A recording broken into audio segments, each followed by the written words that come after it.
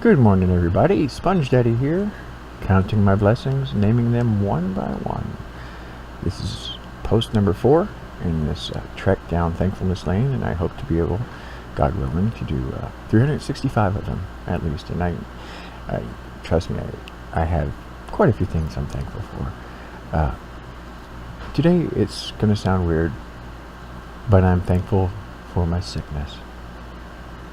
I know it sounds strange and it sounds crazy, but let me elaborate.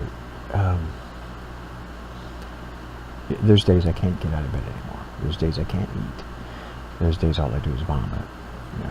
It's a real struggle to keep weight on. I had several major health issues, including Crohn's disease, which is, my case is rare and non-responsive. It's in my esophagus, even. Rheumatoid arthritis, pretty bad. And then I have several other small problems, but another one that really kicker is a rare condition called spinocerebellar ataxia number 5. Anyway, there are days pain is too much and the sickness is too much. But I try to keep things in perspective. I used to be a workaholic. I worked 60 hours a week when I was in college. And later on down the road, there was nothing for me to work a 50 or 60 hour week. People would say, how does he relax? Well, he goes to work. I just find something very mentally relaxing in work. Maybe just because it helps me forget a lot of pains from my life. I don't know. But I'll never forget how hard I cried when the doctor told me, if you don't retire, you're going to die. It's kind of a rough choice. But no. Everybody's saying, well, how can you be thankful for all this? 8 surgeries and all this, blah, blah, blah. It's simple. Being so sick, being forced to stay home. I got to be a full-time father. And you can't beat that. In the modern age, and this is going to sound awful, okay, and I don't want anybody to buzz me for sexism here, but I'm trying not to be.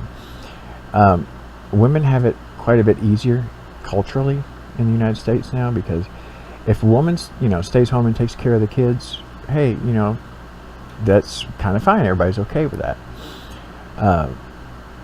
Because then there's the man out earning the breadwinner. It's the traditional family. But now, if a woman works outside the home, that's okay too. Either way.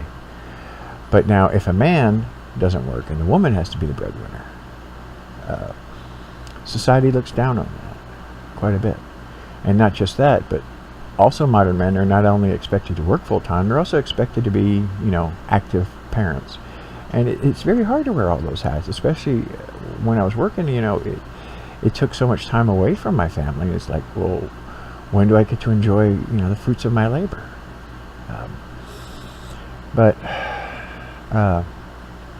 being disabled humbled me.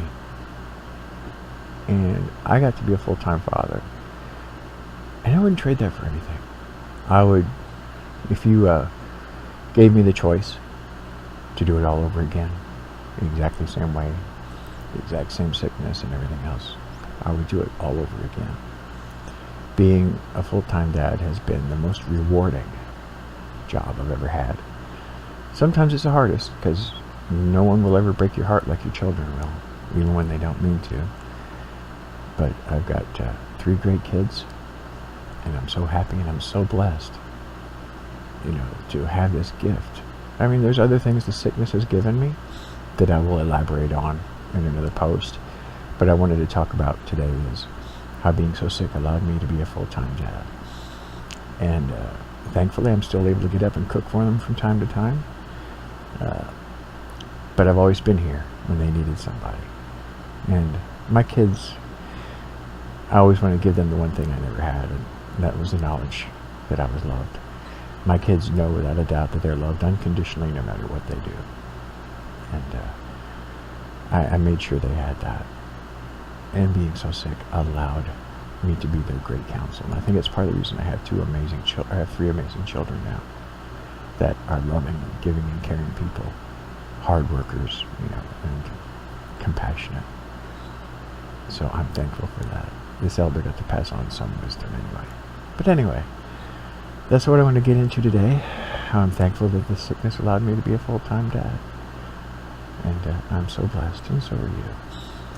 Just remember, bad times are inevitable, misery is optional. Just refuse to be miserable. Soar above the ordinary with the spirit of the hawk. Many blessings.